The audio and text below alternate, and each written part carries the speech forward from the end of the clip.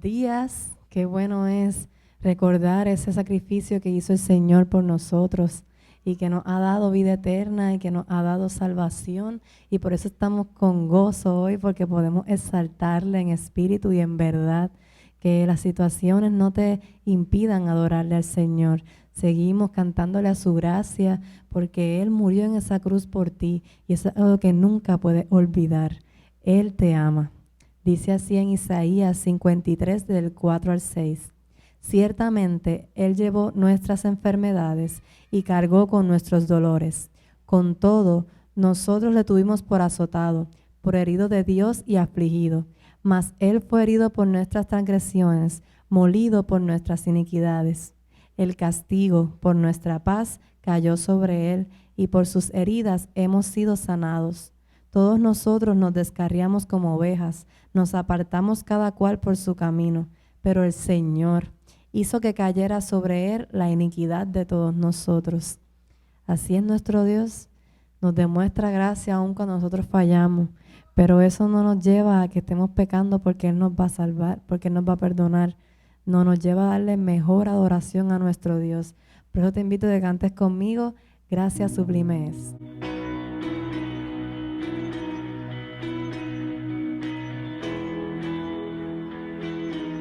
Es tu gracia.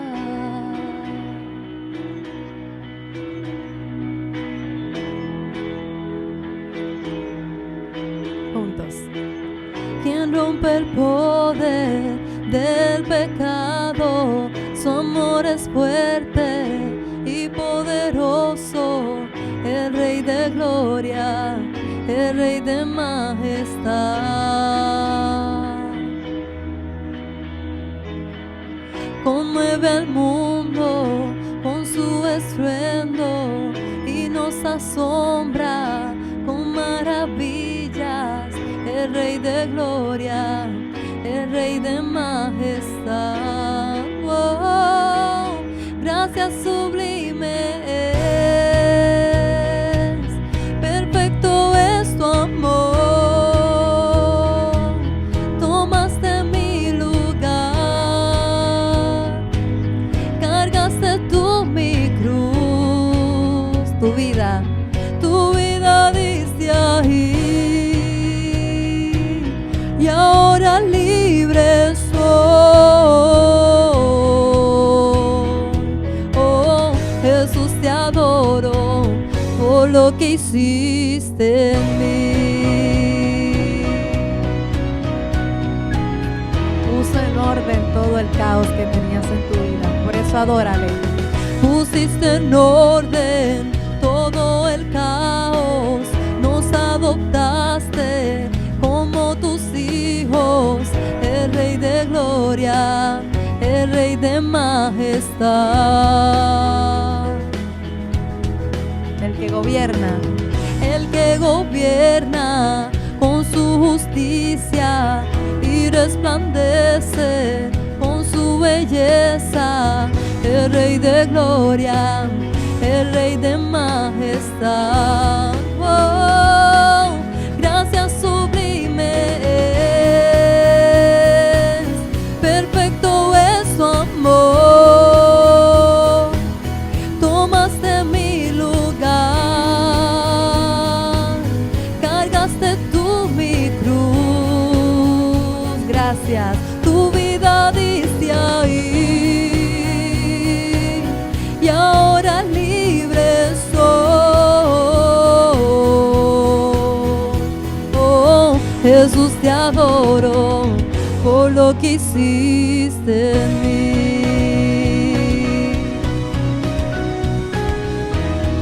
A ti te adoramos, mi Dios. Digno eres, Cordero eres. Gracias por entregarte en esa cruz por nosotros. Solo tú mereces la gloria. Digno es el Cordero de Dios, digno es el Rey que la muerte venció. Digno es el Cordero de Dios, digno es el Rey que la muerte venció. Digno es el Cordero de Dios, Digno es el Rey que la muerte venció. Digno es el Cordero de Dios. Digno, digno. Gracias sublimes. Perfecto es tu amor. Tomaste mi lugar. Cargaste tú mi cruz. Tu vida diste ahí. Y ahora libre soy. Oh, Jesús, te adoro por lo que hiciste en mí.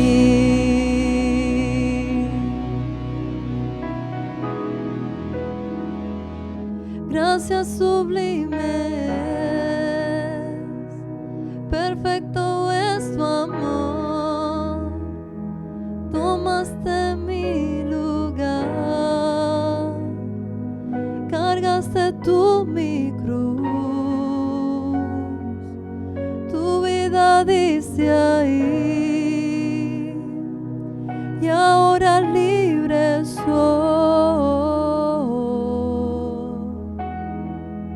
Jesús, te adoro por lo que hiciste en mí.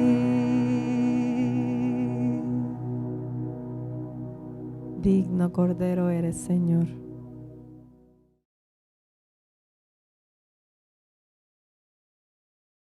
Nos seguimos gozando en nuestro Señor.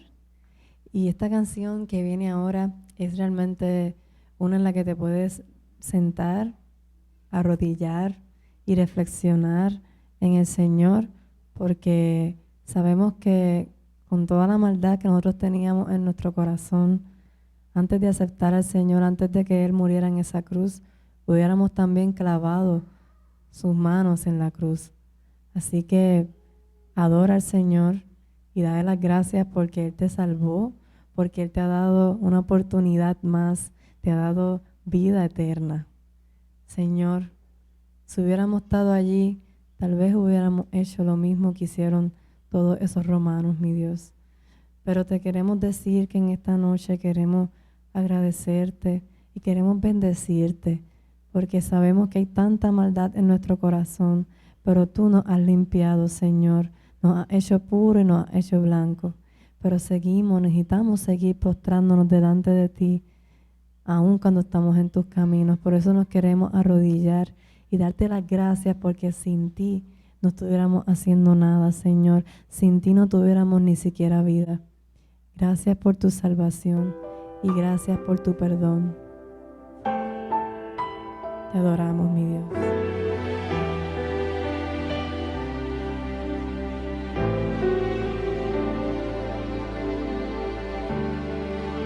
Si hubiera estado allí entre la multitud que tu muerte pidió, que te crucificó, lo tengo que admitir, hubiera yo también clavado en esa cruz tus manos, mi Jesús, si hubiera estado allí. Pensándolo más bien, también yo estaba allí, yo fui el que te escupió y de ti se burló. Pensándolo más bien, yo fui el que coronó de espinas y dolor tu frente, buen Señor, si hubiera estado allí.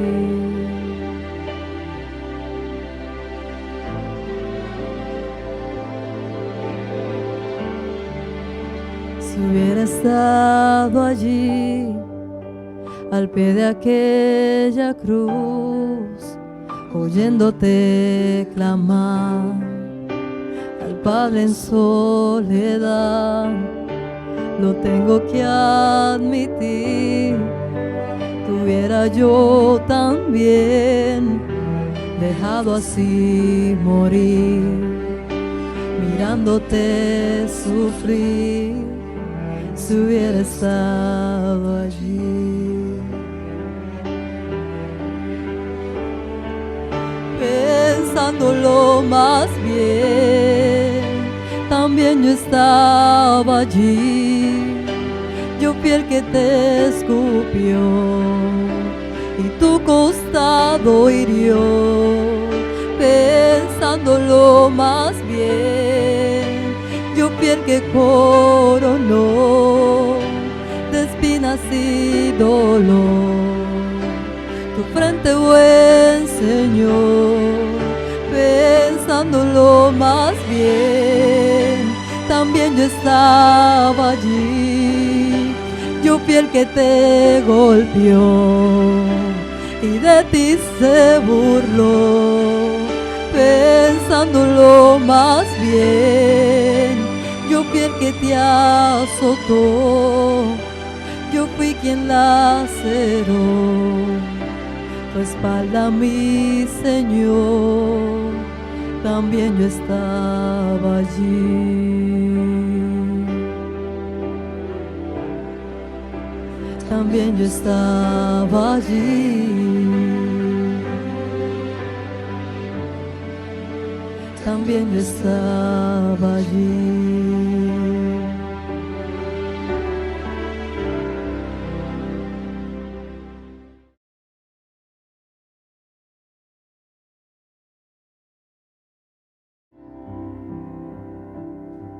No nos cansamos de decir, digno tú eres, Señor, de toda gloria. Nadie puede tener mayor amor que el tuyo hacia nosotros. Glorioso y precioso eres, Señor. Levanta tus manos y adora a nuestro Dios. Gracias por la cruz, oh Dios, el precio que pagaste por mí, llevando mi pecado allí. Sublime amor, tu gracia me salvó. Gracias por tu amor, oh Dios, tus manos clavadas por mí, me has lavado, Señor. Conozco hoy tu abrazo y tu perdón. Digno es el Señor, que en su trono está. Hoy le coronamos Rey y reinas con poder. Altísimo Señor, Jesús, Hijo de Dios, el amado del cielo en la cruz murió.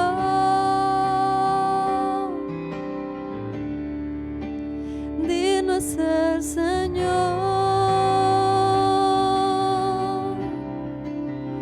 digno es el Señor. Gracias. Gracias por la cruz, oh Dios, el precio que pagaste por mí, llevando mi pecado allí.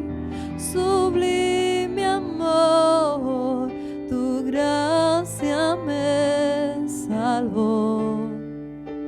Gracias por tu amor, oh Dios, tus manos clavadas por mí, me has lavado, Señor.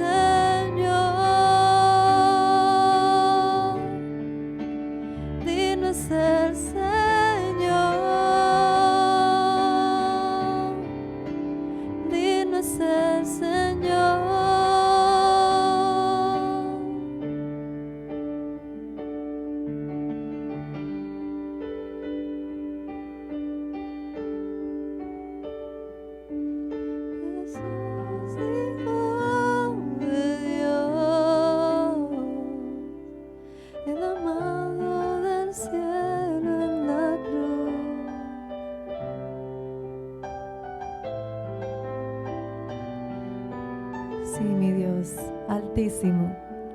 Altísimo Señor, Jesús, Hijo de Dios, el amado del cielo en la cruz murió.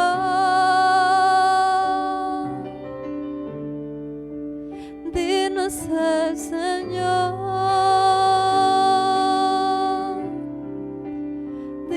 El Señor, digno es el Señor.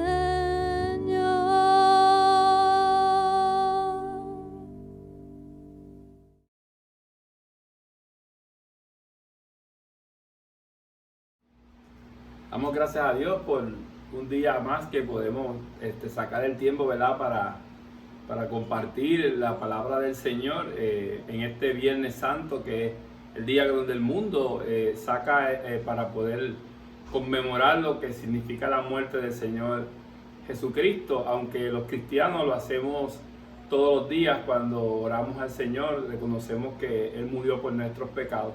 Pero este es un tiempo donde podemos hablar y dialogar sobre cómo el Señor muestra a través de su palabra lo que padeció y por qué lo hizo, en un intercambio perfecto, tomando el lugar de nosotros para entonces presentarnos santos ante la presencia del Señor. Así que vamos a orar y vamos a dedicar este tiempo para que Dios sea exaltado y para que aquel que está escuchando pueda ser, si le conoce, pueda vivificarse en Cristo Jesús, es decir, recibir vida a través de esa palabra, y aquel que no le conoce, que pueda reconocerle como único y exclusivo Salvador y que venga corriendo a sus pies a reconocerle y a aceptarle como Salvador.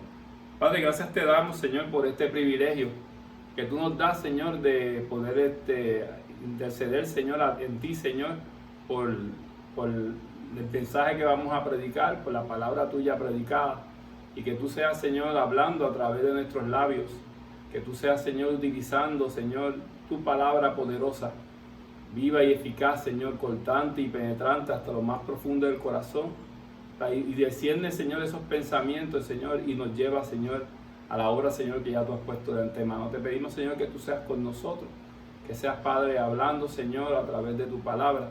Gracias, Señor, porque no nos consideramos aptos, Señor, para poder llevar una palabra tan poderosa, pero reconocemos, Padre, que tú eres el que haces la obra. Y tú has decidido, Padre, llamar a los pastores, a siervos tuyos, predicadores de tu palabra, para que tú seas exaltado. Señor, escóndenos detrás de ti, para que tú, Señor, tú seas levantado y que, Señor, tu palabra penetre hasta lo más profundo del corazón. Te damos gracias en el poderoso nombre del Señor Jesucristo. Amén y amén. Quiero hablarte primero que nada sobre cómo desde el Viejo Testamento Dios comenzaba a mostrar cómo el sacrificio que Él iba a hacer en el Nuevo Testamento. Y cuando vemos Isaías, que se le conoce lo que Isaías 53 se le conoce como el siervo sufriente, vemos ahí una profecía acerca de Jesucristo, Y es notable mirar cómo se asemeja de una manera tan y tan perfecta lo que padeció Jesucristo en los evangelios, lo que se cuenta de Jesucristo en el evangelio. Y es que 600 años antes de que Jesucristo viniera sobre la tierra, ya el Señor le había hablado a través de Isaías sobre lo que significaba o lo que iba a hacer Jesucristo en la cruz del Calvario. Note aquí que Isaías 53 es considerada una de las profecías más directas y poderosas relacionadas con Jesucristo como el siervo sufriente, cumpliendo el papel del Mesías judío.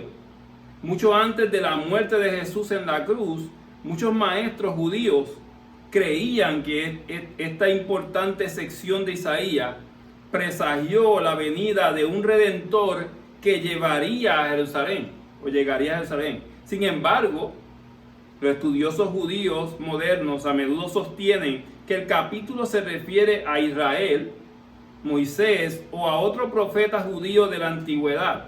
Sin embargo, el texto de Isaías 53 enlaza fuertemente y perfectamente con los sufrimientos que Jesucristo soportó. Isaías 53, por ejemplo, indica: creció en su presencia como vástago tierno, como raíz de tierra seca. No había en él belleza ni majestad alguna. Su aspecto no era atractivo y nada en su apariencia lo hacía deseable. Note aquí que estas palabras prevén a un hombre que no se destaca por un aspecto o procedencia real. Jesús nació en un pesebre y creció en un pequeño pueblo judío, cumpliendo la profecía en estas palabras.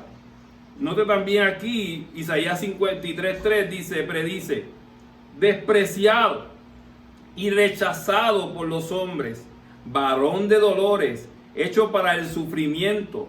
Todos evitaban mirarlo. Fue despreciado y no lo estimamos. Jesús fue despreciado y rechazado por los judíos. Su muerte fue tan repugnante que llevaría a los hombres a ocultar su rostro. Era tan y tan demacrado que se veía, impactado según la palabra, que dice que estaba desechado y rechazado por los hombres por su aspecto. Sigue diciendo 53:4-9, dice que ofreció muchos detalles que coinciden con Jesús y solo Jesús. Ciertamente llevó él nuestras enfermedades y sufrió nuestros dolores, y nosotros le tuvimos por azotado, por herido de Dios y abatido. Mas él herido fue por nuestras rebeliones, molido por nuestros pecados. El castigo de nuestra paz fue sobre él, y por su llaga fuimos nosotros curados. Todos nosotros nos descarriamos como ovejas, cada cual se apartó por su camino, mas Jehová cargó en él el pecado de todos nosotros. Angustiado él y afligido, no abrió su boca. Como cordero fue llevado al matadero, y como oveja delante de sus trasquiladores. Enmudeció y no abrió su boca. Por cárcel y por juicio fue quitado. Y su generación, ¿quién la contará? Porque fue cortado de la tierra de los vivientes, y por la rebelión de mi pueblo fue herido. Y se dispuso con los impíos su sepultura, mas con los ricos fue su muerte, aunque nunca hizo maldad, ni hubo engaño en su boca. Qué expresión tan maravillosa y detallada de lo que Jesucristo vino a hacer sobre la faz de la tierra. Él vino con un propósito. Él vino y dice las palabras: traspasado, molido, castigo y herida. Todos cuadran con los sufrimientos de Jesús que soportó en la cruz. Además, sus heridas traen sanidad a los que creen en él, pero no, y no bajo el contexto nada más, porque mucha gente viene y dice: no, es que él sana mis heridas.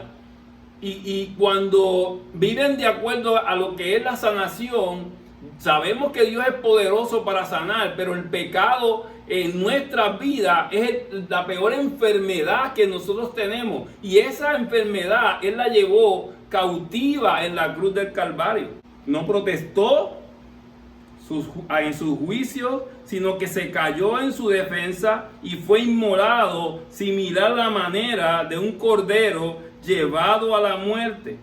Su tumba o la muerte fue con los impíos, viendo que Jesús fue crucificado con dos delincuentes. Fue enterrado en la tumba de un hombre rico. Nunca hizo maldad, pero había muerto como un criminal. Note aquí las similitudes que embargan o que marcan estos versículos de Isaías, el siervo sufriente, con lo que Jesucristo narra, los apóstoles narran en los evangelios, se narran en los evangelios. Estos detalles calzan de manera tan precisa con Jesús y solo Jesús, que los escritores del Nuevo Testamento a menudo se refieren a Isaías 53 y otras profecías en Isaías para apoyar su visión de que Jesús como el Mesías. Aún hoy, los que se consideran las palabras de esta profecía, escrita más de 600 años, como le había dicho, antes de su cumplimiento en Jesucristo, encontramos evidencia convincente de que Jesús como el Mesías judío y el único camino de Dios. Eso está en Hechos 4:12. Y usted dirá, ¿cómo eso? ¿Cómo ya yo sé la historia? Yo la he visto la pasión de Cristo. Normalmente en estos días la ponemos de nuevo, la queremos ver, pero ¿cómo eso tiende a nosotros a impactar a nuestras vidas? Porque para unas personas eso es indiferente.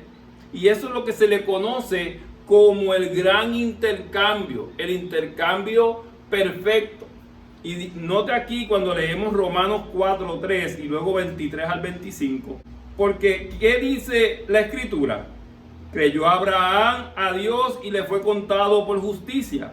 Versículo 23. Y no solamente con respecto a él se escribió que le fue contada, sino también con respecto a nosotros, a quienes ha de ser contada. Esto es, a los que creemos en el que levantó de los muertos a Jesús, Señor nuestro, el cual fue entregado por nuestras transgresiones y resucitado para nuestra justificación.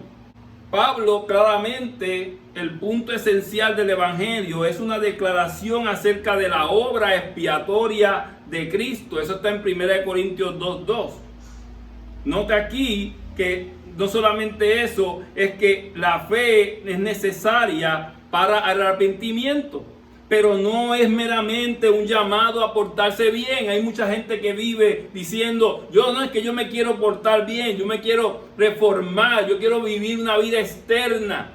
No, el Señor dice que tiene que haber un proceso que por la fe, creer en el Señor Jesucristo, arrepentirte de los pecados, tener una convicción de que tú eres pecador. Eso hace en tu vida y comienza entonces un proceso de transformación.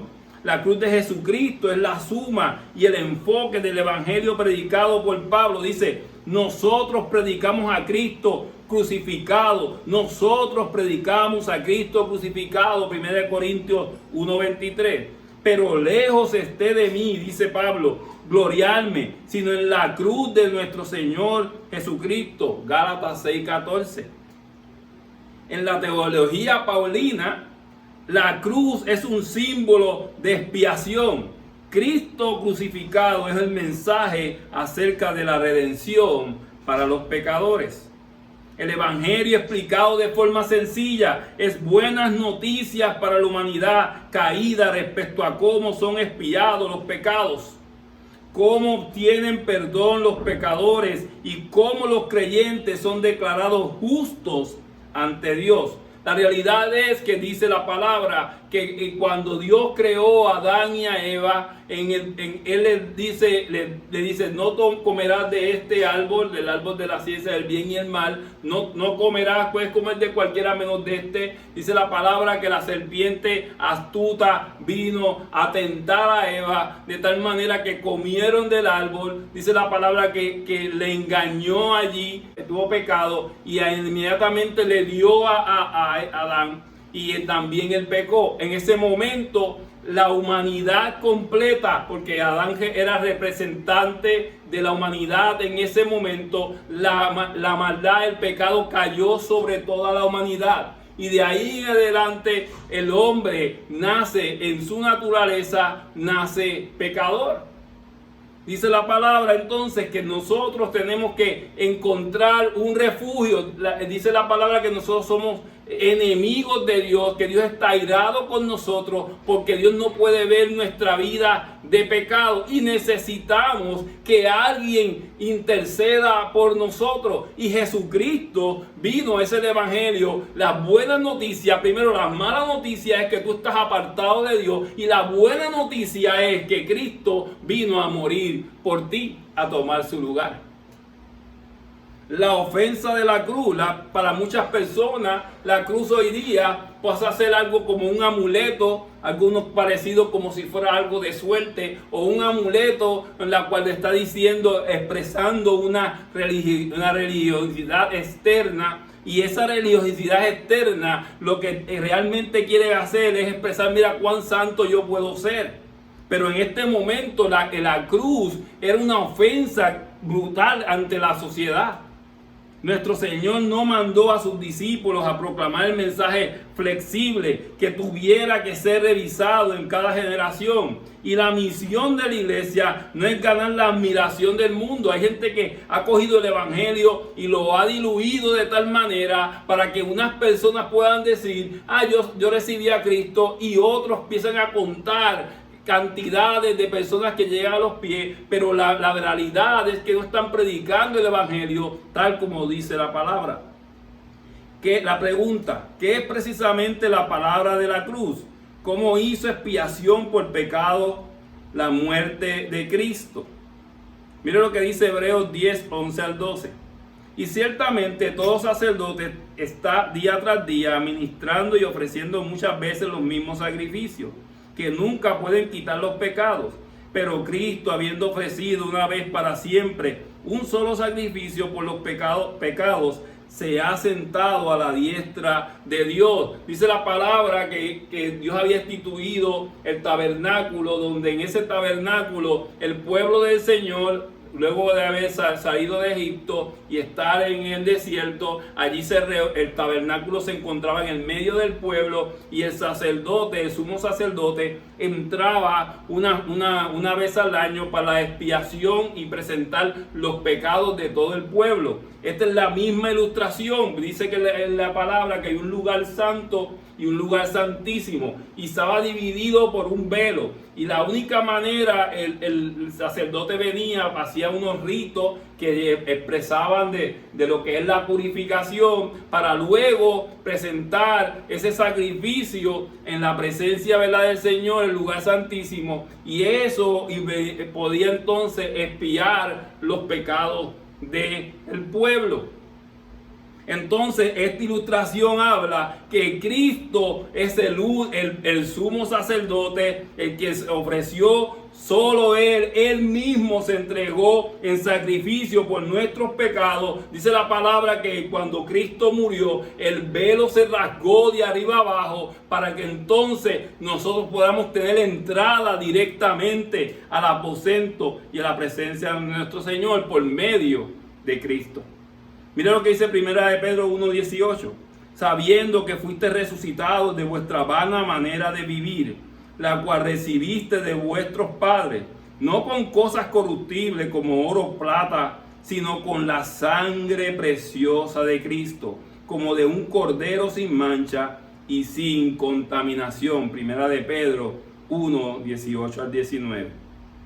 La muerte de Cristo compró la expiación de los pecados del pueblo. La muerte de Cristo fue una ofrenda de Dios con el fin de satisfacer y aplacar su justa ira contra el pecado. Si tú no conoces a Cristo como Salvador, déjame decirte algo: la justa ira de Dios está sobre ti. Entonces, ¿qué vino a hacer Cristo? La expiación, lo que le conocemos como la expiación sustitutoria penal. Un intercambio directo en el que una persona lleva el castigo que otro merece. La muerte de Cristo en la cruz fue una sustitución penal. Él llevó la culpa y el castigo por los pecados de su pueblo. Mire lo que dice este versículo, 2 Corintios 5, 18 al 21, que habla de esa sustitución penal. Y todo esto proviene de Dios, quien nos reconcilió consigo mismo por Cristo y nos dio el ministerio de la reconciliación, que Dios estaba en Cristo reconciliando consigo al mundo, no tomándoles en cuenta a los hombres sus pecados, y nos encargó a nosotros la palabra de la reconciliación. Así que somos embajadores en el nombre de Cristo, como si Dios rogase por medio de nosotros. Os rogamos en el nombre de Cristo, reconciliados con Dios. Al que no conoció pecado, por nosotros lo hizo pecado, para que nosotros fuésemos hechos justicia de Dios en él. La palabra clave en este versículo, en estos versículos que acabamos de leer, 2 Corintios 5, 18 al 21, es la palabra reconciliación.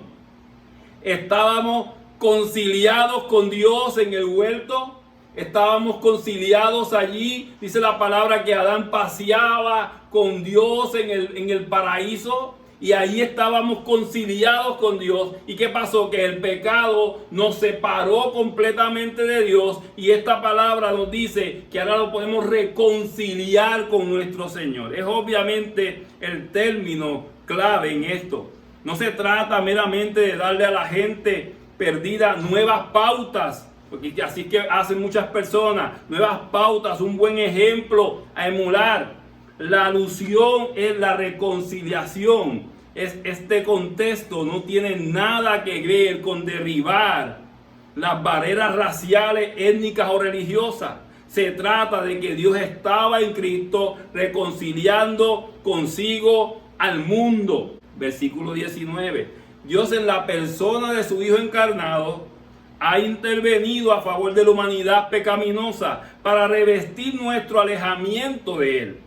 Como dice Pablo en otro lugar, y a vosotros también, que eras en otro tiempo extraños y enemigos en vuestra mente, haciendo malas obras, ahora os ha reconciliado en su cuerpo de carne por medio de la muerte. Colosenses 1, 21 y 22. Pablo está describiendo la obra expiatoria de Cristo en el contraste con la depravación humana que leemos también en Romanos 1 al 3. Y ahora consideremos la voluntad de Dios. Dios estaba dispuesto a enviar a su Hijo unigénito para morir por nuestros pecados, pero esto no es como un plan alterno. No era un plan alterno que Dios dijo, se dañó lo que yo había planificado, ahora voy a entonces enviar a Jesucristo. No, el plan desde el origen, desde el comienzo, desde que antes de hacer la creación, Dios había puesto a Jesucristo a morir por nosotros, por nuestros pecados. La salvación es una obra creativa de Dios, no un proyecto para que los pecadores lo realicen por sí mismos. Por más que tú te esfuerces para tratar de lograr la salvación, no es en ti mismo, sino es por Jesucristo, la cual tú lo puedes conseguir. 2 Corintios 5:17 es un versículo citado comúnmente que ilustra esto muy bien. De modo que si alguno está en Cristo, nueva criatura es. Las cosas viejas pasaron, he aquí todas son hechas nuevas. Este versículo habla de una nueva criatura, pero dice que el que está en Cristo, nueva criatura es. Así que la definición o lo que tiene que ver con una vida nueva no tiene que ver con nuestro esfuerzo para poder lograrlo, sino que en Cristo yo puedo ser una nueva criatura. Note lo que dice también de los frutos. Efesios 2:10, porque somos hechura suya, creados en Cristo Jesús. Nosotros fuimos creados en Cristo Jesús. Dice más adelante, para buenas obras, las cuales Dios dispone de antemano para que anduviésemos en ellas. Dios es el que se encarga porque somos hechura de Él. Nosotros fuimos creados en Cristo Jesús, nuevas criaturas. Dios es el que inicia y logra la redención de las criaturas caídas. La salvación no es un mérito nuestro. La redención no es algo que compramos nosotros mismos. Incluso nuestra fe es un regalo de Dios, no una elección independiente y libre que hacemos por nosotros mismos. Mira lo que dice Filipenses 1:29, porque a vosotros os es concedido a causa de Cristo que creáis en Él. También Filipenses 2:13, porque Dios es el que en nosotros produce así el querer como el hacer por su buena voluntad. Y note también en Juan 1:3, no son engendrados de sangre, ni de voluntad de sangre, de carne, ni de voluntad de varón, sino de Dios. Y también dice Juan 6:37, todo el que el Padre me da, vendrá a mí. El Señor en su soberanía es el que escoge. En la soberanía de Dios es fundamental para Pablo en contraste con el hombre. Pero el hombre natural no percibe las cosas que son del Espíritu de Dios, porque para él son locura y no las puede entender, porque se han de discernir espiritualmente. El hombre que no conoce de Dios está muerto en sus delitos y pecados. No puede tener un movimiento hacia él, sino Dios interviene por nosotros. Si los pecadores quieren salvarse, solo pueden conseguirlo a través de Dios, no gracias a sus propios esfuerzos y totalmente aparte de cualquier mérito propio. Así que no depende del que quiere ni del que corre, sino de Dios que tiene misericordia. Por más que nosotros estemos esforzándonos y por más que tratemos de hacer obras para tratar de ganar la salvación, cuando lleguemos al cielo, yo le he dicho a los hermanos, hemos dicho que cuando nosotros podamos llegar con un fulgón de obra, tenemos un fulgón, tenemos el primero, tenemos el segundo. Espera, Señor, que todavía me faltan varios fulgones. Cuando vemos todas esas obras, son tomadas como en nada, porque si Cristo no está y es el que hace, el que provoca en nosotros el que podamos ser salvos, si Cristo no está, no importa la cantidad de obras que puedas tener, la cantidad de fulgones de obras que puedas tener, no podrás ser salvo. La voluntad de Dios es el factor determinante para llevar a pecadores a Cristo. Note la palabra de reconciliación, como si Dios rogase por medio de nosotros, o rogamos en el nombre de Cristo reconciliados con Dios. Eso es lo que dice Pablo. Y ahora mismo le ruego al Señor, la palabra dice rogar, del griego para caleo, transmite la idea de una exhortación, advertencia o súplica. Y la palabra traducida rogamos de omai es aún más fuerte, tiene la connotación de mendigar. Es una palabra común en la escritura, a menudo usada para describir una oración apasionada, una oración que Pablo está haciendo. Luego que puedan, dice, como si Dios rogase por medio de nosotros, os rogamos en el nombre de Cristo, reconcíliate con Dios, reconcíliate con Dios. Segunda de Corintios 5:20 dice que vuelvan a Dios. Dios manda a nosotros los creyentes que somos embajadores a predicar esta verdad. Es una súplica ferviente y urgente, extendida con la misma autoridad de Dios, rogando tiernamente y al pecador que responda con una fe para arrepentimiento. Es una tarea de cada creyente dar a conocer ese mensaje a los que se están perdiendo. Somos embajadores. ¿Qué determinación o qué característica tiene el embajador? Es un emisario oficialmente delegado con la tarea de entregar un mensaje de parte del gobierno que representa. Eso es la definición de embajadores. Cuando habla, lo hace con la plena autoridad del legítimo cabeza del Estado.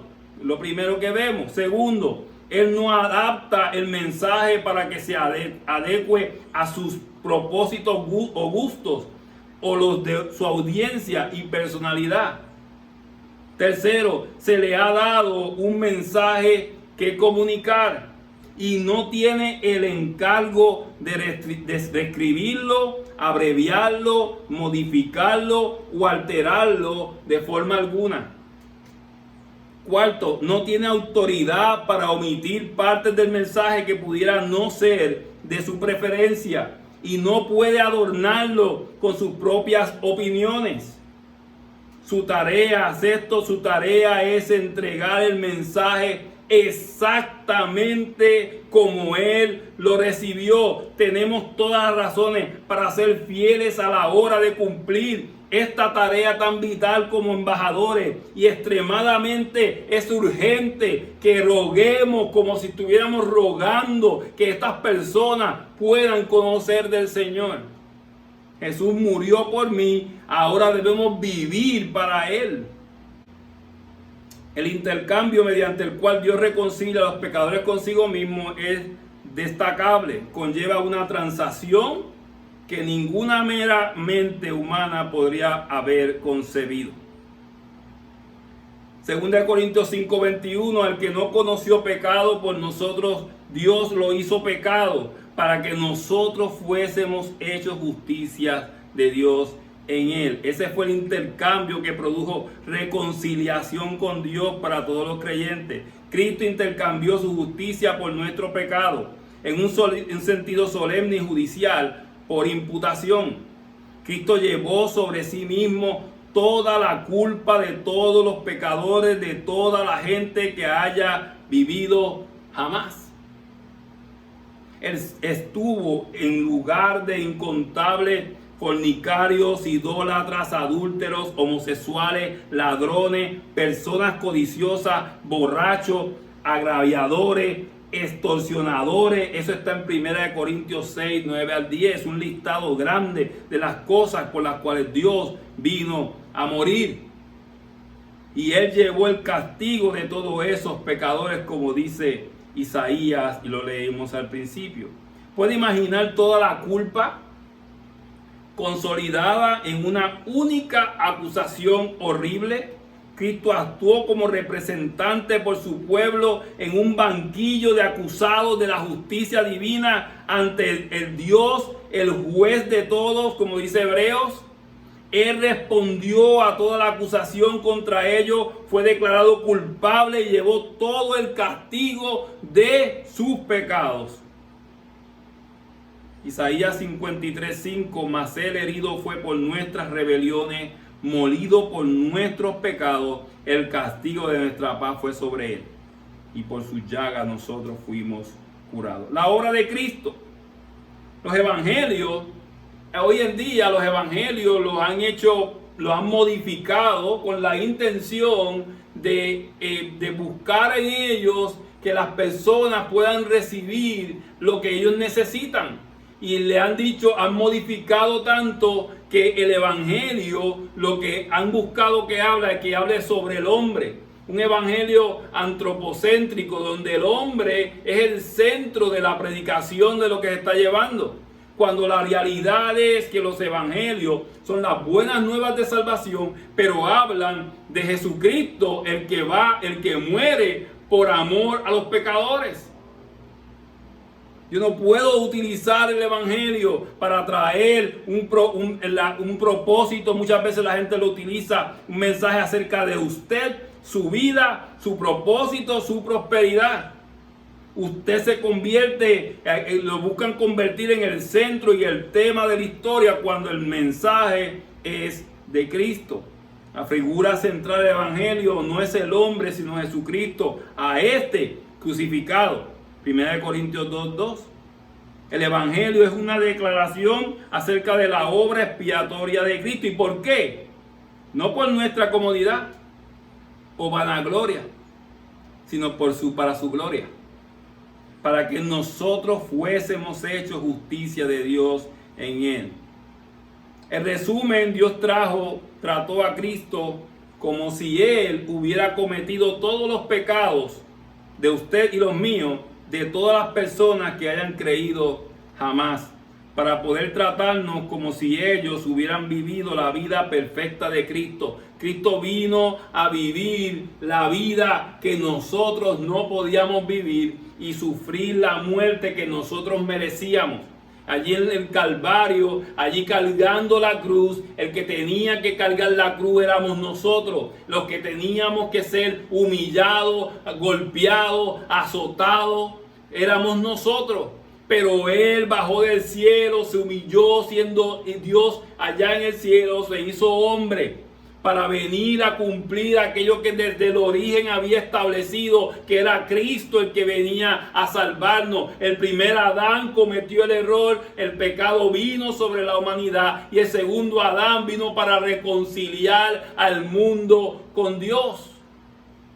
Y cuando va por el Calvario, allí multiplica los dolores, los golpes, agobiado que estaba allí por tantos golpes que habían recibido. Cuando fue allí a la cruz, fue clavado. El que teníamos que estar clavado éramos nosotros. Dice la palabra que crucificó el acta de nuestros pecados, el listado de nuestros pecados. Fue crucificado a los pies del Señor Jesucristo en la cruz del madero. Y eso está en Colosenses 2:14, anuló el acta de los cargos. Sino que también Él personificó la justicia perfecta que Dios exigía para entrar en el reino de los cielos. Nosotros no tenemos la justicia perfecta, no importa lo que tú estés haciendo, las obras que trates de hacer, no podemos alcanzar la justicia que Dios reclama. Solamente Cristo lo pudo hacer. Tanto su vida como su muerte, por tanto, cuentan de forma vicaria para todos aquellos a quienes Él reconcilia con Dios. Las 7 palabras, vemos las 7 palabras que Jesucristo tuvo en la cruz del Calvario. Quiero resaltar la número 4 y la número 6. La número 4 dice: Dios mío, ¿por qué me has abandonado? Allí en la cruz del Calvario, Jesucristo tenía sobre Él todo el pecado de la humanidad. Y Él sintió que había perdido el único momento en la vida, en todo lo que Él llevaba por toda la eternidad, donde Él sintió que la presencia del Señor no estaba con Él, que Dios había escondido su rostro porque el pecado estaba sobre Jesucristo. Y Él dice: Dios mío, ¿por qué me has abandonado? No te preguntas por qué lo hace. No te preguntas por qué lo hizo. Lo hizo por amor a ti y por amor a mí. La 6ª palabra dice tetelestai en griego, todo está cumplido, consumado es. Allí llegó el momento donde toda la humanidad necesitaba un Salvador. Y Jesucristo está diciendo: consumado es, ya yo terminé lo venía a hacer, ya yo completé toda la obra, ya no necesitamos nada más sacrificio, sino yo me estoy presentando como sacrificio para que los perdón de los pecados. Así que Dios muestra el camino de salvación. Pablo utiliza y enfatiza la eficacia de la obra salvífica de Dios. No es que Dios diera un paso hacia nosotros esperando que nosotros hiciéramos el resto del camino. Más bien todo esto proviene de Dios, quien nos reconcilió consigo mismo. Hebreos nos dice: el autor y consumador de la fe, puesto los ojos en Jesús, el autor y consumador de nuestra fe. No hay nada que un pecador pueda hacer que exculpe de manera alguna sus pecados o le haga lograr méritos propios. Sin embargo, los pecadores no son agentes pasivos en el proceso. El Evangelio confronta a cada pecador con la tarea. Por eso este pasaje incluye ruego urgente. La soberanía de Dios no elimina, escuche bien, la responsabilidad humana. Dios nos exige nos sigue considerando responsables de lo que hacemos y no hacemos. Y es perfectamente justo que Él lo haga así. Él no controla las acciones humanas mediante coacción alguna. Dios no manipula las acciones de la gente como si fuera algún tipo de titiritero cósmico. Cuando nosotros pecamos, lo hacemos voluntariamente. Y cuando Dios atrae a un pecador a Cristo, lo hace por atracción, no por la fuerza. Él regenera el corazón y el alma para que Cristo se vuelva irresistible para esa persona. Por lo tanto, cuando una persona es salva, Dios se lleva todo el mérito. Y cuando pecamos, la responsabilidad y la culpa nos pertenece por completo a nosotros. Esa parte ser una de las verdades más difíciles de entender para la mente humana. Nosotros no la podemos comprender. Por naturaleza queremos el mérito cuando hagamos el bien y queremos evitar la culpa cuando pecamos. Así que con toda franqueza, realmente no queremos ver ambos lados de esta verdad. Charles Spurgeon, el predicador bautista más grande del siglo XIX, hizo algunas observaciones útiles respecto a este tema. Con esto, y vamos a la conclusión para concluir, que Dios predestina y aún así el hombre es responsable. Son dos hechos que pocos pueden ver con claridad. Parecen ser ideas incoherentes y contradictorias entre ellas. Si entonces me enseñan en una parte de la Biblia que todo está predestinado, eso es cierto. Y si veo en otro lugar de la Escritura que el hombre es responsable de todas sus acciones, eso es cierto. Y es solo mi locura, decía Spurgeon, la que me lleva a ignorar que estas dos verdades nunca se pueden contradecir entre sí.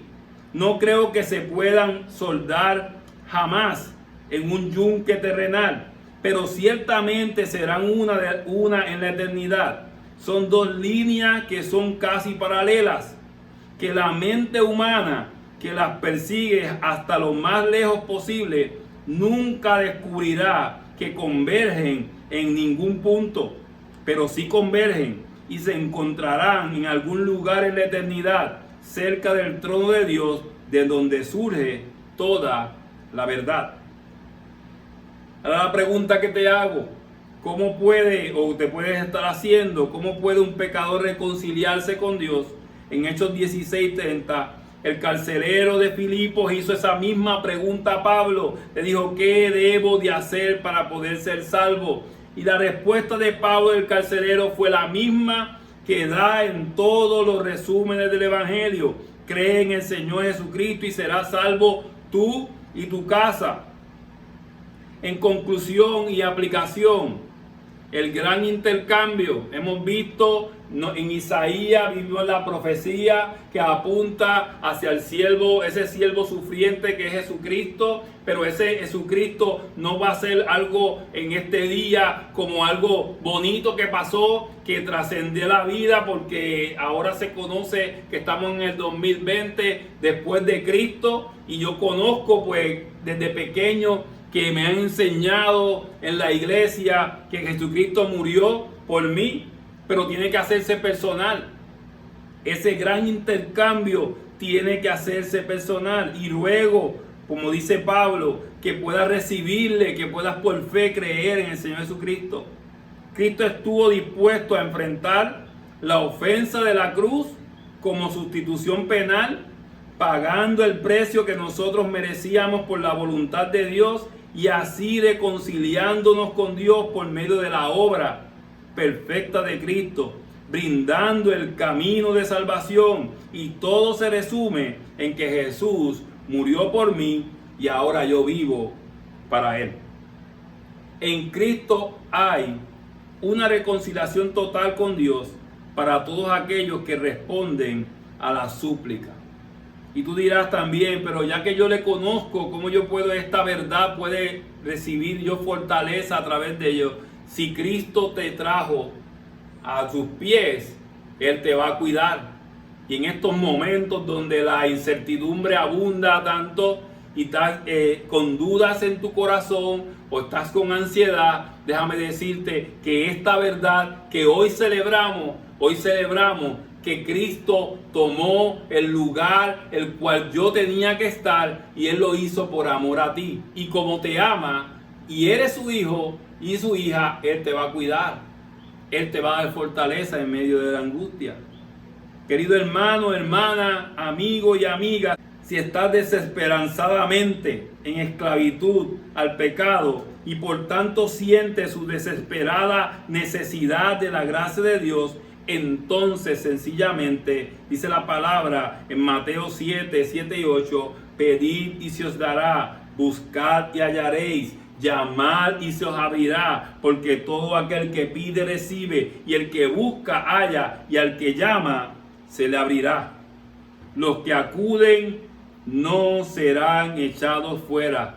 Juan 6:37. Así que acude hoy, y como decía Pablo en el principio de nuestro mensaje, dice allí, y todo esto proviene de Dios, quien nos reconcilió consigo mismo por Cristo y nos dio el ministerio de la reconciliación, que Dios estaba en Cristo reconciliando consigo al mundo, no tomándoles en cuenta a los hombres sus pecados, y nos encargó a nosotros la palabra de la reconciliación. Así que somos embajadores en nombre de Cristo, como si Dios rogase por medio de nosotros. Os rogamos en el nombre de Cristo, reconciliados con Dios, al que no conoció pecado, por nosotros lo hizo pecado, para que nosotros fuésemos hechos justicia de Dios en él. Padre, gracias te damos. Gracias te damos porque tú, Señor, hoy celebramos, Señor, el día glorioso, donde, Señor, tú viniste, Señor, con el único objetivo de ir a morir por nosotros en la cruz del Calvario. Y allí, Señor, cuando examinamos los datos y los acontecimientos, podemos ver, Señor, que tú no tenías que hacerlo, sino dispusiste, Señor, en tu voluntad, ir y por misericordia y por gracia, Señor, ir a la cruz del Calvario y tomar nuestro lugar en sustituto perfecto. Gracias, Señor, por ese sacrificio.